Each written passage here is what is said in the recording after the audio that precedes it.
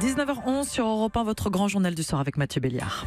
Bonsoir Sonia Mabrouk. Bonsoir Mathieu, bonsoir à tous. Votre invité ce soir a été Premier ministre, président du Conseil des ministres en Italie, Enrico Letta, qui est aujourd'hui le président de l'Institut Jacques Delors, think tank, groupe de réflexion sur l'Europe. Bonsoir Enrico Letta. Bonsoir. Nous allons parler évidemment d'Europe, des commémorations hier, mais tout d'abord, vous avez été aux commandes de l'Italie.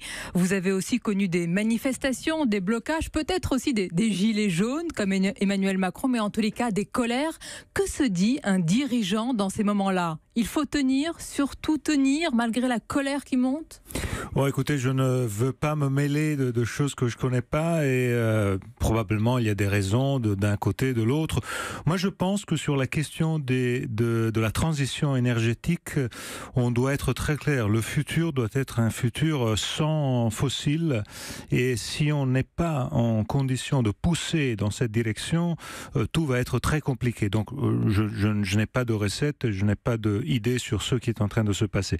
Ce que j'ai clair, que c'est le futur de nos enfants qui est là et pour le futur de nos enfants tous, il faut que notre futur soit un futur le moins fossile possible. Vous parlez du futur, certains s'interrogent sur le présent, des préoccupations concrètes. Par exemple, les Français, peut-être aussi comme les Italiens, se plaignent des impôts et des taxes sont souvent les mêmes, pardonnez-moi le mot, qui trinquent, qui payent de lourds impôts et taxes. Est-ce que vous comprenez que ces classes-là, moyennes, la France périphérique ou peut-être l'Italie périphérique en a marre parfois ?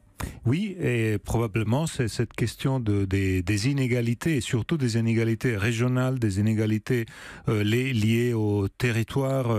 On a de plus en plus l'idée qu'il y a des territoires liés au centre, qui sont aux villes, qui sont des territoires qui tiennent, même par rapport à ce qui se passe, la mondialisation, la compétition globale, et on a l'impression qu'il y a des territoires de plus en plus dépourvus de moyens, d'opportunités. Donc c'est une des questions. L'ancien Premier ministre, est-ce que ce ne sont pas ces inégalités-là qui ont nourri les populismes que vous dénoncez, qu'Emmanuel Macron a dénoncé hier lors des commémorations du centenaire de la fin de la Première Guerre mondiale ? Voici ce qu'a dit le chef de l'État français. Il a affirmé que le patriotisme est l'exact contraire du nationalisme. Moi, je pense que les populismes sont en grande partie issus des grandes fautes des élites de ces dernières années. Donc vous nous faites un mea culpa ce soir aussi. Bon, je vous raconte ce que je pense. Trump n'a pas été élu en gagnant les élections. C'est Madame Clinton qui les a perdues. Et c'est les démocrates qui ont raté le candidat. Ça ne devait pas être Madame Clinton. Clinton était là depuis des années et des années. Il fallait un jeune gouverneur de Minnesota. Il aurait gagné avec Trump. Enrico Letta, est-ce que ce n'est pas votre lecture à vous ? Parce que pour la classe défavorisée aux États-Unis, ils ont gagné en élisant Donald Trump. Oui, mais je pense qu'ils ont fait une grande faute parce qu'ils ont voté un milliardaire qui, à la fin, probablement a des intérêts qui sont un peu différents de ceux des classes qu'il dit vouloir protéger. Connaissez-vous les chiffres du chômage aux États-Unis ? Je pense que quand vous étiez Premier ministre, il a dû vous faire envie ce chiffre. Oui, mais je connais aussi le fait que ce que Trump est en train de faire est en train de isoler les États-Unis. Vous savez, la question n'est pas seulement celle de faire un choix positif pour le moment. Vous faites un choix positif pour le moment, vous donnez une bonne situation pour le moment, mais vous faites un choix terrible pour le futur. Les États-Unis isolés, je ne pense pas que dans une année, dans 2 années, dans 3 années, ça va être quelque chose de positif pour eux. Mais prenons par exemple le pays que vous connaissez bien, l'Italie. Pourquoi Matteo Salvini est arrivé au pouvoir ? N'est-ce pas aussi la conséquence directe de l'échec des gouvernements précédents ? Et donc, le vôtre, est-ce que vous avez occulté les angoisses des peuples ? Bon, écoutez, je pense que je ne veux pas refaire l'histoire des gouvernements avant celui de Salvini. Je pense avoir mes raisons pour, disons, avoir moins de responsabilités d'autres. Mais je pense que Salvini est là à cause aussi des gouvernements précédant le sien. C'est-à-dire les erreurs qui ont été faites ont fait en sorte que les gens préféraient les choix populistes. C'est exactement ce qui s'est passé en Italie au Royaume-Uni avec le Brexit. Le Brexit a été là parce que il y a eu la chose la plus stupide qu'on pouvait imaginer, résoudre un problème interne d'un parti en créant cette idée du référendum.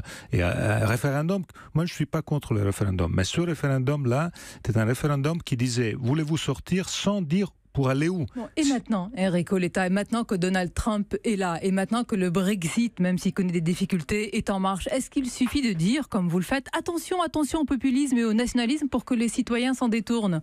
Non, il faut donner des réponses au niveau européen qui soient hors de ce qu'on a fait jusqu'à maintenant. Il faut donner des réponses, par exemple, en soyant très clair, en disant les choses comme elles sont. Migration.